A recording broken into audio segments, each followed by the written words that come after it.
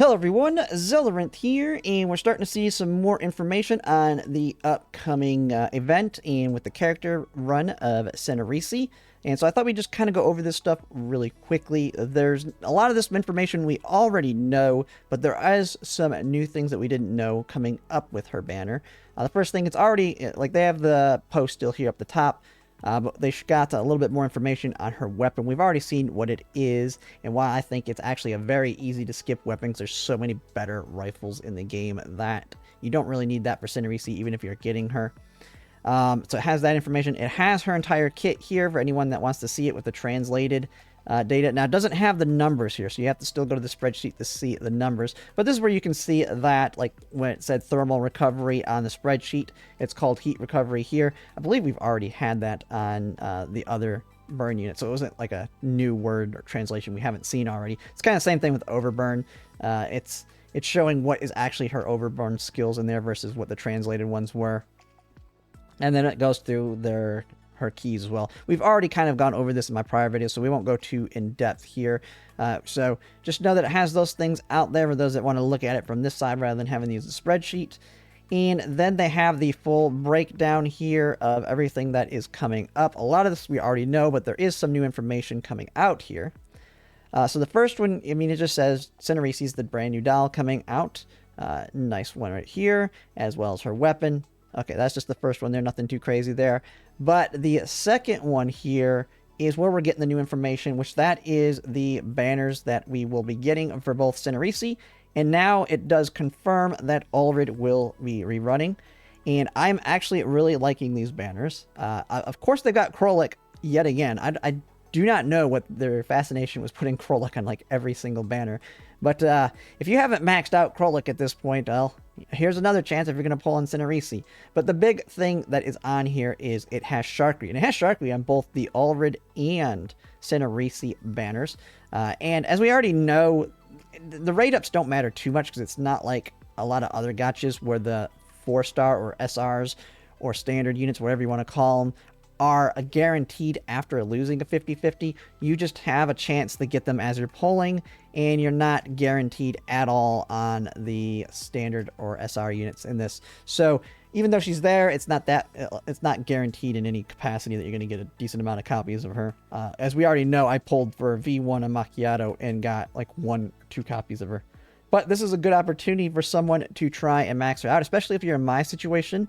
Now, I would only say do this if you're a spender, because I did not pull Ullrid in the beginning. I just wanted to get Suomi, and I was like, I'll get her on rerun. Right now, I've got to just conserve my resources to kind of see how the banners are going to go, especially since I know I want to get V6 Kluke. And so I skipped her initially, but I was going to get her on her rerun, which I will be doing here, as well as getting a Sharkry. And with those 2 units, that's hopefully going to give me an opportunity to potentially max out the dupes on Sharkry, which will be really nice for my burn team. But for your average person, I know a lot of people seeing these banners. I would not, like I said, do not pull for Sharkry just because you want to max her out. Even if you are going to be skipping a Sharkry and Ullrid, don't gamble away a couple of them trying to get a Sharkry and potentially getting it and losing your guarantee to someone like a Kluke who's coming up next. Instead, just skip them. It's fine. You don't need to max her out anytime soon anyway, and you'll eventually get it through time. But yeah, nice banners here. I do like that because it is a lot of value for those who haven't maxed her out, who are planning on pulling. We then also have the outfit they've already mentioned here. This is just something you can pull in the shop. I know a lot of people who like Lada.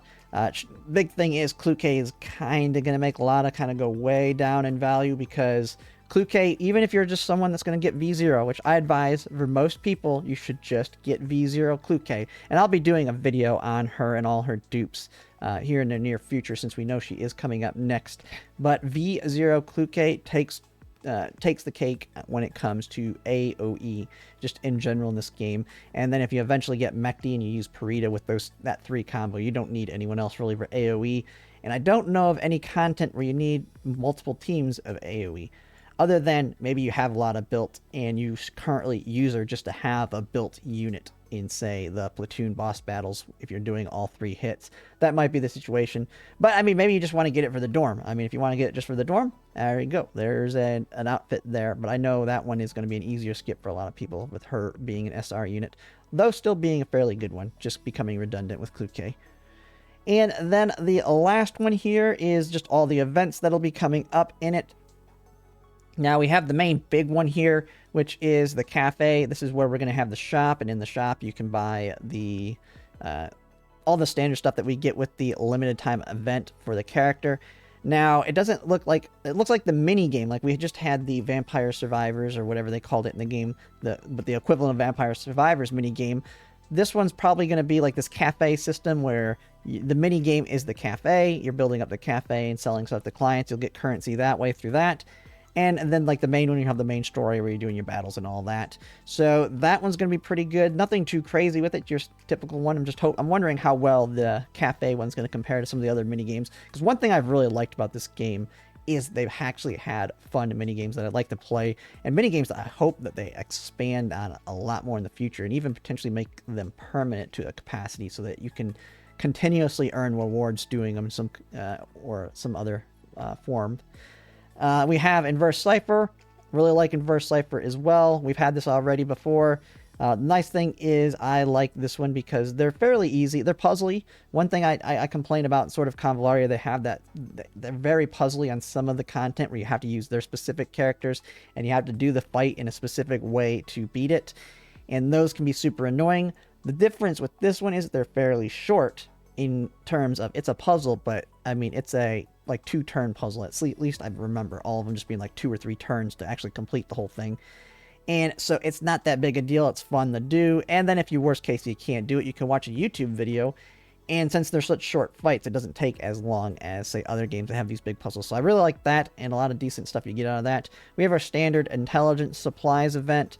That one's pretty much, I think that's just going to be every banner at this point, it seems. Because I watch the news on the CN side, too, and every single time they get it as well. So, always standard, always nice to have that extra energy for doing attachment farming with your new units, or if you need to get a little bit more of that character XP or weapon XP.